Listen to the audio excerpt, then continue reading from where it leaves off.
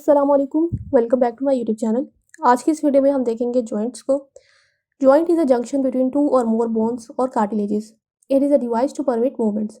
सो हमारे पास जब दो बोन्स या दो कार्टिलेजेस आपस में मिलते हैं तो उस जंक्शन को हम कहते हैं जॉइंट। और ये हमारे पास ऐसी डिवाइस है जो मूवमेंट्स को अलाउ करती है। However immovable joints are primarily made for growth and may permit moulding during childbirth. लेकिन हमारे पास कुछ ऐसे इमूवेबल जॉइंट्स होते हैं जिनका मकसद सिर्फ ग्रोथ होता है। और हमारे पास ऐसे इमूवेबल जॉइंट्स जो स्कल में प्रेजेंट होते हैं वो मोल्डिंग अलाउ करते हैं, जिनकी उनकी मोल्डिंग होती है जिसकी वजह से चाइल्ड बर्थ होती है ड्यूरिंग डिलीवरी। नेक्स्ट है there are more joints in child than in adult because as growth proceeds some of the bones fuse together. हमारे पास बच्चों में जो है हड्डियाँ भी ज़्यादा होती हैं, 300 बोन्स होती हैं एज कम्पेयर टू एडल्ट। क्योंकि हमारे पास एडल्ट्स में जो होती है वो बोन्स फ्यूज़ हो जाती हैं। तो इस तरह जो है जॉइंट्स भी जो है हमारे पास चाइल्ड में ज़्यादा होंगे एज़ कम्पेयर टू एडल्ट्स। अब कौन कौन सी बोन्स फ्यूज़ होती हैं, मिसाल के तौर पे हमारे पास जो पेल्विक बोन होती है या हिप बोन होती है, वो उसमें हमारे पास 3 बोन्स जो होती हैं वो फ्यूज़ हो जाती हैं, इलियम, ईशियम और प्यूबिस। इसके अलावा हमारे पास जो फ्रंटल बोन होती है जो कि स्कल में होती है, उसके 2 हाफ्स भी जो हैं बाद में फ्यूज़ हो जाते हैं एडल्ट्स में। Infant mandible.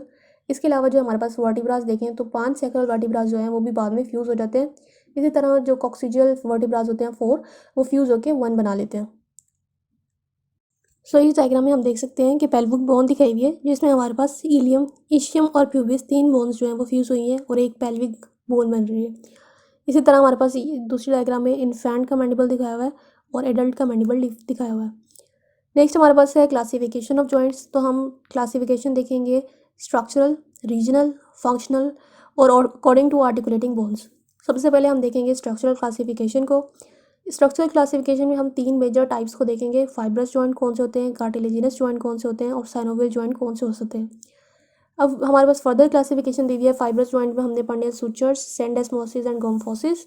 कार्टिलेजिनस जॉइंट में हमने पढ़ने हैं primary cartilaginous joint and secondary cartilaginous joints. Synovial joints में हमने पढ़ने हैं ball and socket joint, saddle joints, condylar joint, ellipsoid joint, hinge joint and pivot joint and plane joint. सबसे पहले हम फाइब्रस जॉइंट जो है उसके डिटेल को पढ़ेंगे। इसके नाम से पता लग रहा है कि 2 बोन्स जो हैं वो फाइब्रस टिश्यूज़ के ज़रिए जो है जुड़ी होंगी। ये जो इनकी फर्दर 3 टाइप्स हैं, सुचर्स, गोम्फोसिस और सेंडेस्मोसिस।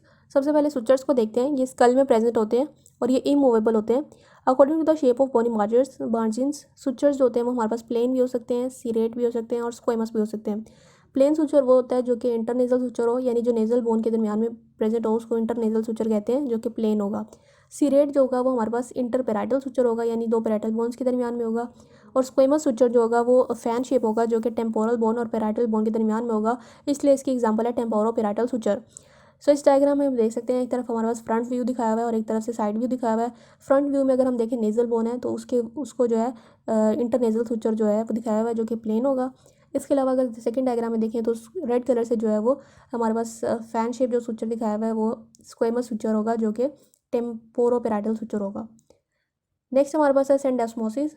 इसमें हमारे पास जो है 2 बोन्स इंट्रोशियस लिगामेंट के जरिए कनेक्ट हुई होंगी, जैसे कि हमारे पास है इंफीरियर टिबियो फिबुलर जॉइंट।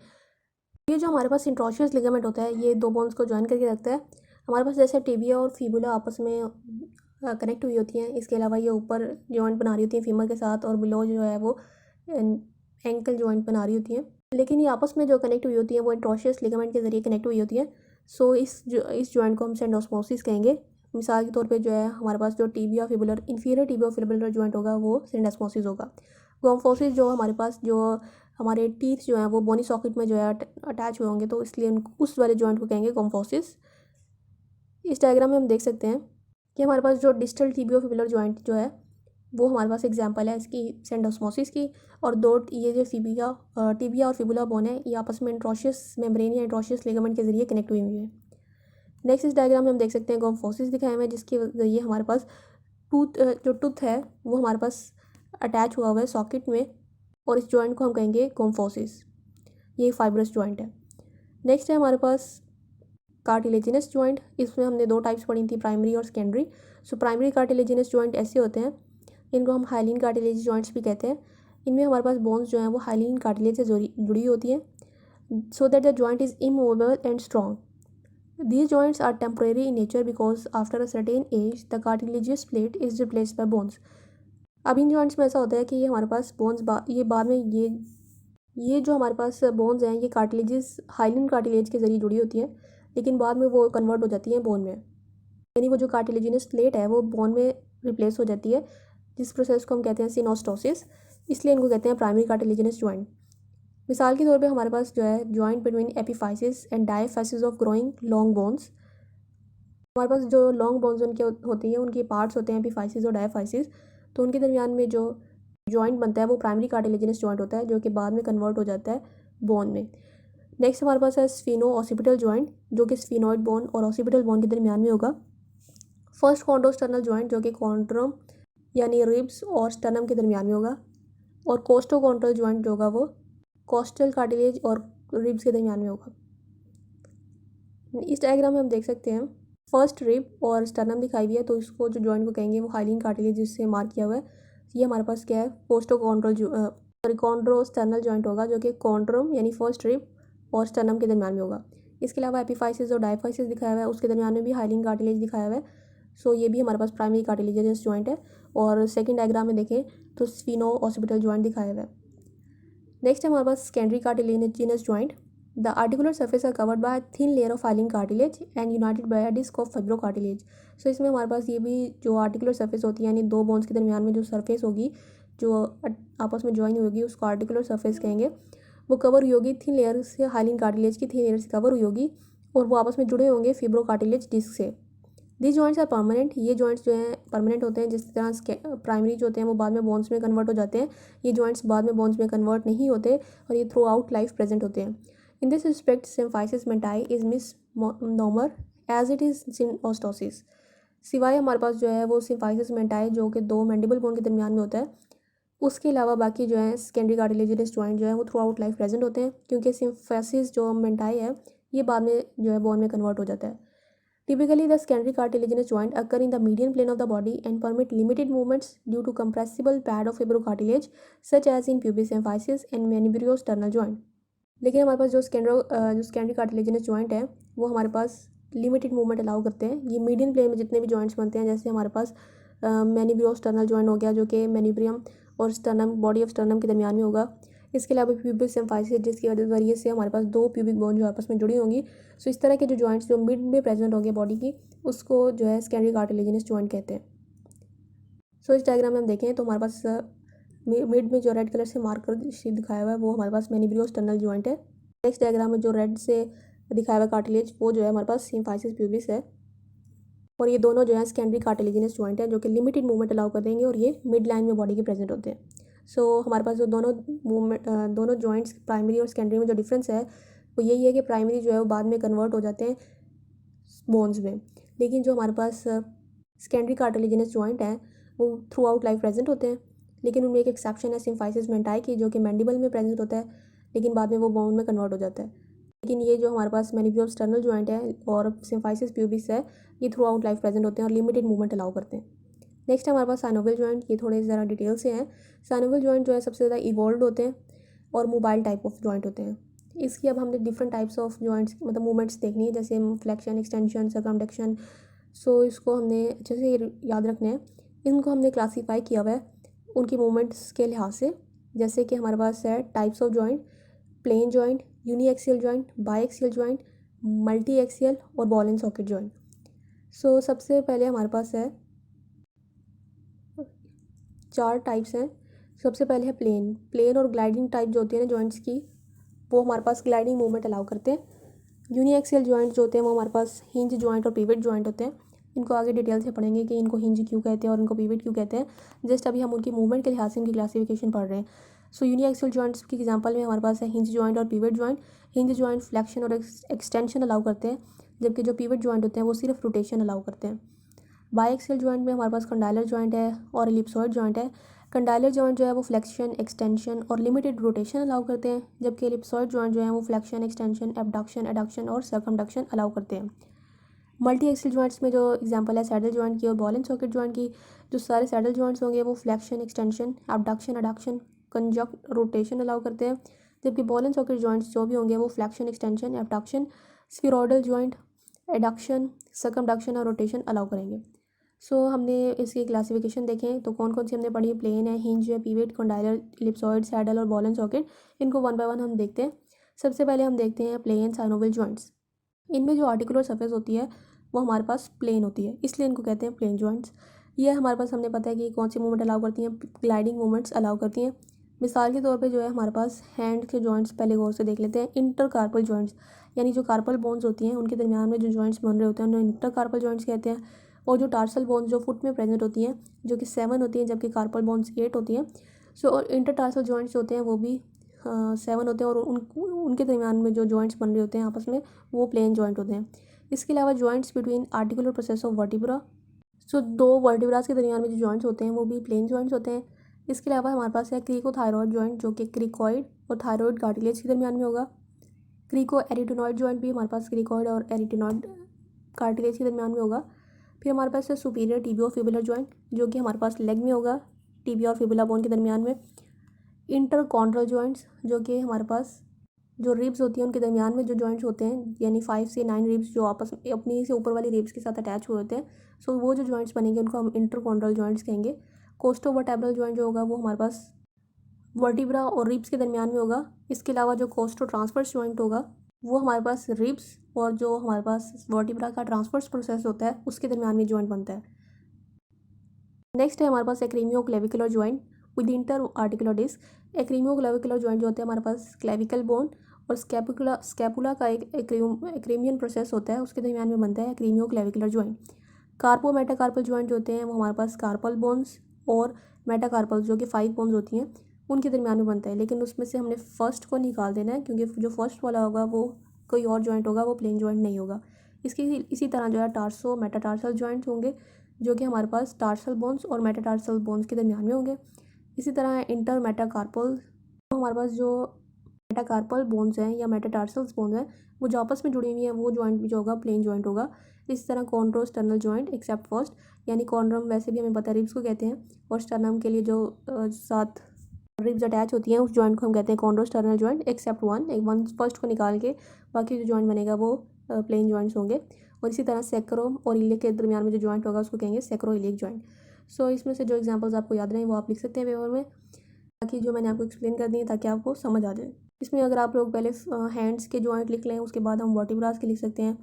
फिर हमने जो स्टर्नम से रिलेटेड पढ़े हैं जो मतलब स्टर्नम के साथ अटैच थे, इस तरह जो है हम थोड़ी ट्रिक्स के साथ उनको याद रख सकते हैं। इस डायग्राम में हम देखें तो ये हैंड्स के दरमियान में जो जॉइंट है इंटर कार्पल जॉइंट्स और इंटर टार्सल जॉइंट्स।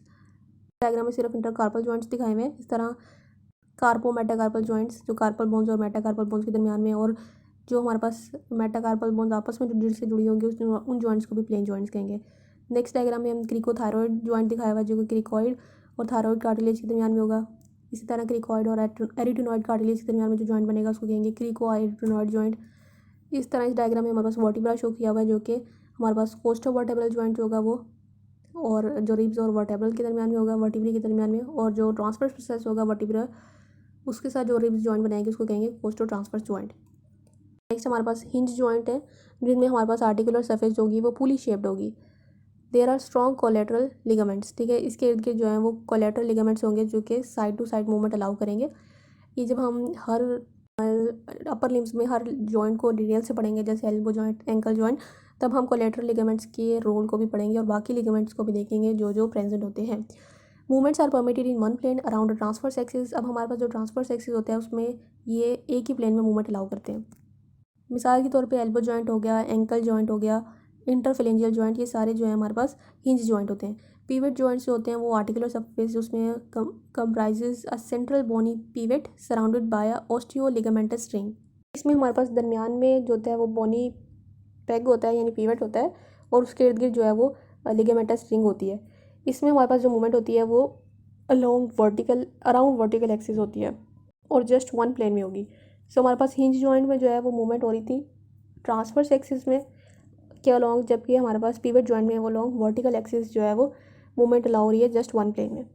इसके एग्जांपल है हमारे पास सुपीरियर और इन्फीरियर रेडियो अल्नर जॉइंट यानी जो रेडियस और अल्ना के दरमियान में बनेगा, और मीडियन एटलेंटो एक्सियल जॉइंट यानी एटलस बोन और एक्सिस बोन जो फर्स्ट और सेकंड सर्वाइकल वर्टिब्राज हैं उनके दरमियान में जो जॉइंट बनेगा उसको कहेंगे मीडियन एटलेंटो एक्सियल जॉइंट जो कि एक पीवेट जॉइंट है। नेक्स्ट हमारे पास है कंडाइलर जॉइंट। इसमें हमारे पास जो है वो आर्टिकुलर सरफेस जो होती हैं उसके दो कंडाइल्स होते हैं। जो हमारे पास एक होती है सरफेस वो कन्वेक्स होती है और उसको हमने नाम दे दिया था मेल सरफेस का, और जो दूसरी सरफेस होती है वो फीमेल सरफेस होती है जो कि कनकेव होती है। सो इस तरह हमारे पास दो जो कंडाइल्स होते हैं उसमें एक कन्वेक्स होता है और एक कनकेव होता है। वो जो कन्वेक्स है वो फिट हो जाता है कनकेव सरफेस में, इसलिए इसको हम कहते हैं कंडाइलर जॉइंट। जैसे कि टीबिया बोन है उसके दो कंडाइल्स होते हैं। These joints permit movements mainly in one plane around a transverse axis but partially in another plane around a vertical axis। So ये हमारे पास जो है वो अगर ट्रांसवर्स एक्सिस के अलॉन्ग देखें तो ये वन प्लेन में मूवमेंट अलाउ करते हैं, लेकिन ये रोटेशन भी अलाउ करते हैं अराउंड वर्टिकल एक्सिस। जैसे कि जो हमारे पास नी जॉइंट है, इसके अलावा right and left jaw joint यानी टेम्पोरो मैंडिबुलर जॉइंट। सो हमारे पास जो जॉ में यानी मैंडिबल और टेम्पोरल बोन के दरमियान में प्रेजेंट होता है उसको टेम्पोरो मैंडिबुलर जॉइंट कहते हैं, जो कि हम जॉइंट्स की डिटेल जब पढ़ेंगे तब देखेंगे। इसके अलावा नी जॉइंट जो होता है ये भी दोनों कंडाइलर जॉइंट है, जिसमें दो कंडाइल्स होते हैं, जिसमें मेल सरफेस होती है वो कन्वेक्स होती है जो कि फिट होती है फीमेल कनकेव सरफेस में, और नी जॉइंट जो है वो हमारे पास बनता है फीमर और टिबिया के दरमियान में। नेक्स्ट हमारे पास है एलिप्सॉइड जॉइंट। इसमें जो आर्टिकुलर सरफेस होती है दो बोन्स के दरमियान में वो ओवल होती है, कन्वेक्स मेल सरफेस होती है जो कि फिट हो जाती है इलिप्टिकल कनकेव फीमेल सरफेस में। ठीक है, यहाँ पे हमारे पास जो मेल सरफेस है वो कन्वेक्स होने के साथ साथ ओवल भी होगी, जबकि जो फीमेल सरफेस होगी वो कनकेव भी होगी, साथ में इलिप्टिकल भी होगी, इसलिए इसको कहते हैं एलिप्सॉइड जॉइंट। इसमें मूवमेंट्स होती हैं वो फ्री होती हैं around both axis, flexion and extension around the transverse axis, abduction and adduction around the antero posterior axis. सारी मूवमेंट्स के कॉम्बिनेशन की वजह से सर्कमडक्शन भी प्रोड्यूस होगी। Typical rotation around the third axis does not occur, यानी हमारे पास जो रोटेशन है वो वर्टिकल एक्सिस के अराउंड नहीं होगी। मिसाल के तौर पे जो है रिस्ट जॉइंट है, मेटाकार्पोफेलेंजियल जॉइंट्स हैं, atlanto occipital joints. Wrist joint जो होता है वो हमारे पास, इसको हम रेडियो कार्पल जॉइंट भी कहते हैं क्योंकि ये रेडियस बोन और कार्पल बोन्स के दरमियान में होती है। नेक्स्ट हमारे पास मेटाकार्पोफेलेंजियल जॉइंट्स हैं, जिसकी वजह से मेटाकार्पल बोन्स होती हैं वो हमारे पास फोलेंजिस के साथ यानी फिंगर्स के साथ अटैच हुई होती हैं, उस जॉइंट को कहते हैं मेटाकार्पोफेलेंजियल जॉइंट, और एटलेंटो ऑसिपिटल जॉइंट भी है। नेक्स्ट हमारे पास है सैडल जॉइंट। इसमें हमारे पास जो होती है रेसिप्रोकल होती है, ये हमारे पास कंडाइलर जॉइंट्स का रेसिप्रोकल होती है, यानी इसमें जो हमारे पास आर्टिकुलर सरफेस होती है वो कनकेव कन्वेक्स होती है। मूवमेंट्स जो होती हैं वो सिमिलर होती हैं एलिप्सॉइड जॉइंट की तरह, with addition of some rotation around a third axis which however can not occur independently. इसमें हमारे पास जो है रोटेशन भी हो जाती है अलॉन्ग थर्ड एक्सिस। मिसाल के तौर पे जो है फर्स्ट मेटाकार्पल जॉइंट यानी जो थंब जॉइंट होता है वो हमारे पास सैडल जॉइंट है, उसको हमने प्लेन जॉइंट से सेपरेट रखा था। हमने बोला था प्लेन जॉइंट्स में सारे मेटाकार्पल जॉइंट्स आते हैं accept first. So first joint जो होता है वो सैडल जॉइंट होता है जो कि थंब जॉइंट होता है। इसके अलावा स्टर्नम और क्लेविकुलर के दरमियान में जो जॉइंट बनता है उसको स्टर्नो क्लेविकुलर जॉइंट कहते हैं। कैल्केनियो कीबोर्ड जॉइंट जो है हमारे पास कैल्केनियस बोन और कीबोर्ड बोन के दरमियान में बनता है जो कि टार्सल बोन्स है। इंक्यूडोमेलियलर जॉइंट जो होता है वो हमारे पास ईयर के अंदर बनता है, और फीमर और पैटेला के दरमियान में जो जॉइंट बनता है वो भी सैडल जॉइंट होगा। नेक्स्ट हमारे पास है ball and socket joint. Surfaces include globular head. इसमें मेल सरफेस जो होगी वो ग्लोबुलर हेड होगी जो कि फिट होगी कप शेप कैविटी में, जिसको फीमेल सरफेस कहते हैं, जैसे शोल्डर जॉइंट है। Movements occur around an indefinite number of axis which have one common centre. Flexion, extension, abduction, adduction, medial rotation, lateral rotation, circumduction, सारी मूवमेंट्स जो होती हैं बॉल एंड सॉकेट जॉइंट्स में। जैसे शोल्डर जॉइंट है उसको आप हर डायरेक्शन में घुमा सकते हैं। हिप जॉइंट है। इसके अलावा हमारे पास टेलो कैल्केनियो नेविकुलर जॉइंट जो कि हमारे पास टार्सल बोन्स के दरमियान में होगा, टेलस कैल्केनियस और नेविकुलर। इंक्यूडोस्टेबिडियल जॉइंट ये भी एयर कैप जॉइंट होगा। नेक्स्ट हमारे पास जो है थोड़े से सानेवियल जॉइंट्स के कैरेक्टरिस्टिक्स हैं। अब इसके कैरेक्टरिस्टिक्स ये हैं कि आर्टिकुलर सरफेस जो होती है दो बोन्स के दरमियान वो कवर हुई होती है हाइलिन कार्टिलेज के साथ, जो कि हमारे पास हाइलिन कार्टिलेज की बजाय फिब्रो कार्टिलेज प्रेजेंट होगा कुछ मेम्ब्रेनस बोन्स में। हमने मेम्ब्रेनस बोन्स को जो है वो बोन्स वाले टॉपिक में देखा था। इसके अलावा नेक्स्ट पॉइंट ये है कि आर्टिकुलर कार्टिलेज जो होता है वो ए वेस्कुलर होता है, उसके अंदर कोई वेसल्स प्रेजेंट नहीं होती, नो नर्वस होता है, उसके अंदर कोई भी नर्व सप्लाई नहीं होती और इलास्टिक होता है, और ये लुब्रिकेटेड होता है साइनोवियल फ्लूइड के साथ, जिसको हम देखेंगे कि कहाँ से प्रोड्यूस होता है वो। The cartilage provide slippery surface for free movements. अब ये जो साइनोवियल जॉइंट्स होते हैं ये फ्री मूवमेंट्स अलाउ करते हैं, जैसे कि हम बर्फ़ को बर्फ़ के ऊपर रख देते हैं तो उसकी वजह से फ्री मूवमेंट होती है। The surface of cartilage show fine undulations filled with synovial fluid. हमारे पास जो इस कार्टिलेज की सर्फेसेस होती हैं उनमें अंड्यूलेशंस होती हैं जो कि साइनोवियल फ्लूइड से कवर हुई होती हैं। अब जो हमारे पास सेकंड पॉइंट है वो ये है कि between the articular surface there is a joint cavity. दो आर्टिकुलर सरफेस के दरमियान में जॉइंट कैविटी होती है जिसके अंदर साइनोवियल फ्लूइड भरा होता है। द कैविटी में बी पार्शली और कम्प्लीटली सब डिवाइडेड बाय आर्टिकुलर डिस्क और मेनिस्कस। सो हमारे पास ये जो जॉइंट कैविटी है इसको हमने दो पार्टीशन में, कुछ ऐसे जॉइंट्स होंगे जिनमें ये जो जॉइंट कैविटी है वो आर्टिकुलर डिस्क से सेपरेट हुई होगी और आर्टिकुलर डिस्क को हम मेनिस्कस भी कहते हैं। सो जब हम नी जॉइंट को अच्छे से पढ़ेंगे डिटेल से अपर लिम्स में, तब हम देखेंगे कि वहाँ आर्टिकुलर डिस्क का क्या रोल होता है। नेक्स्ट हमारे पास है fibrous capsule. The joint is surrounded by articular capsule which is made up of और लाइंड बाय साइनोवियल मेम्ब्रेन। सो हमारे पास जो साइनोवियल जॉइंट्स हैं उनकी एक ये खासियत भी है कि उसके इर्द गिर्द फाइब्रस कैप्सूल होता है, उसको लाइन किया होता है साइनोवियल मेम्ब्रेन ने। अब फाइब्रस कैप्सूल जो होता है इसकी नर्व सप्लाई रिच होती है and it is sensitive to stretches imposed by movements. This sets up appropriate reflexes to protect the joints from any sprain. तो इसका ये फंक्शन होता है कि हमें मोच वगैरह से जो है बचाता है। This is called watch dog action of capsule. The fibrous capsule is often reinforced by capsular और true ligament representing the thickening of the fibrous capsule. So हमारे पास जो लेयर्स होती है ना कैप्सूल की, उसमें जो थिक हो जाती है कि फाइब्रस कैप्सूल, उसको हम कहते हैं ट्रू लिगामेंट। और कुछ होते हैं एसेसरी लिगामेंट्स जो कि हेल्प करते हैं फाइब्रस कैप्सूल को ताकि वो प्रोटेक्शन प्रोवाइड करें।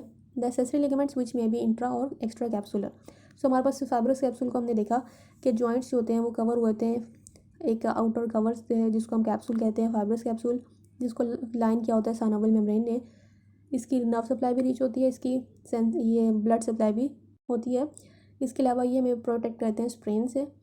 इसको हेल्प करते हैं फाइब्रस कैप्सूल को ट्रू लिगामेंट्स और एसेसरी लिगामेंट्स। ट्रू लिगामेंट्स जो होते हैं वो हमारे पास फाइब्रस कैप्सूल के थिक होने से ही बनते हैं, और जो एसेसरी लिगामेंट होते हैं वो हमारे पास फाइब्रस कैप्सूल से ज़रा डिस्टिंक्ट होते हैं, डिफरेंट होते हैं, और वो इंट्रा भी हो सकते हैं और एक्स्ट्रा कैप्सुलर भी हो सकते हैं। अब हमने साइनोवियल मेम्ब्रेन के बारे में देखना है कि साइनोवियल मेम्ब्रेन जो होती है वो जॉइंट को लाइन करती है except for the articular surface is covered by hyaline cartilage. ठीक है, ऐसी आर्टिकुलर सर्फेस जिसको हाइलिन कार्टिलेज ने कवर किया होगा वहाँ पे साइनोवियल मेम्ब्रेन प्रेजेंट नहीं होगी। अब ये मेम्ब्रेन क्या करती है, सिक्रीट करती है synovial fluid which lubricates the joint and nourishes the articular cartilage. Viscosity जो होती है वो फ्लूइड की वो हाई अल्यूरोनिक एसिड होती है, उसकी वजह से होती है, जो कि सिक्रीट करते हैं साइनोवियल मेम्ब्रेन के सेल्स। ये अलाउ करती है, साइनोवियल जॉइंट्स जो हैं वो अलाउ करते हैं varying degree of movements. Next हमारे पास जो क्लासिफिकेशन है वो फंक्शनल क्लासिफिकेशन है। उसके लिहाज से हमने 3 टाइप्स रखी हैं, सिनआर्थ्रोसिस, एम्फीआर्थ्रोसिस, डायआर्थ्रोसिस। ये क्लासिफिकेशन जो है वो मोबिलिटी के लिहाज से, यानी जो जितनी मूवमेंट अलाउ करेगा उस लिहाज से है। जैसे सिनआर्थ्रोसिस जॉइंट्स होते हैं वो इमूवेबल होते हैं, कोई मूवमेंट अलाउ नहीं करते, इसलिए जैसे कि मिसाल के तौर पर फाइब्रस जॉइंट्स हैं। एम्फीआर्थ्रोसिस होते हैं वो स्लाइटली मूवेबल होते हैं, जैसे कार्टिलेजिनस जॉइंट हो गया। डायआर्थ्रोसिस होते हैं वो फ्रीली मूवेबल होते हैं, जैसे हमने पढ़े साइनोवियल जॉइंट्स। फिर रीजनल क्लासिफिकेशन के लिहाज से देखें तो स्कल टाइप होते हैं कुछ जॉइंट्स, कुछ वर्टेब्रल टाइप और कुछ लिम्ब टाइप। स्कल टाइप जो होते हैं वो इमूवेबल होते हैं, वर्टेब्रल टाइप जो होते हैं स्लाइटली मूवेबल होते हैं, और लिम्ब टाइप जो होते हैं वो फ्रीली मूवेबल होते हैं। नेक्स्ट हमारे पास है आर्टिकुलेटिंग बोन्स के लिहाज से कि कितनी बोन्स अंदर पार्टिसिपेट कर रही हैं जॉइंट बनाने में। कुछ होते हैं सिंपल जॉइंट जिसमें 2 बोन्स आर्टिकुलेट करती हैं, जैसे कि इंटरफेरेंजियल जॉइंट हो गया। कुछ ऐसे जॉइंट्स होते हैं जिसमें 2 से ज़्यादा बोन्स आर्टिकुलेट करती हैं विद इन 1 कैप्सूल, जैसे कि एल्बो जॉइंट हो गया और रिस्ट जॉइंट हो गया। कम्प्लेक्स जॉइंट्स में होते हैं कि जॉइंट की कैविटी होती है बीच में, और कैविटी जो होती है वो डिवाइड हुई होती है इंटर आर्टिकुलर डिस्क से, जैसे कि हमने पढ़ा था टेम्पोरोमैंडिबुलर जॉइंट और स्टर्नोक्लेविकुलर जॉइंट। तो ये सब था हमारे पास क्लासिफिकेशन और जॉइंट्स के बारे में। अगर आपको कोई कन्फ्यूजन है तो आप कमेंट सेक्शन में पूछ सकते हैं। Thank you so much, don't forget to subscribe this channel.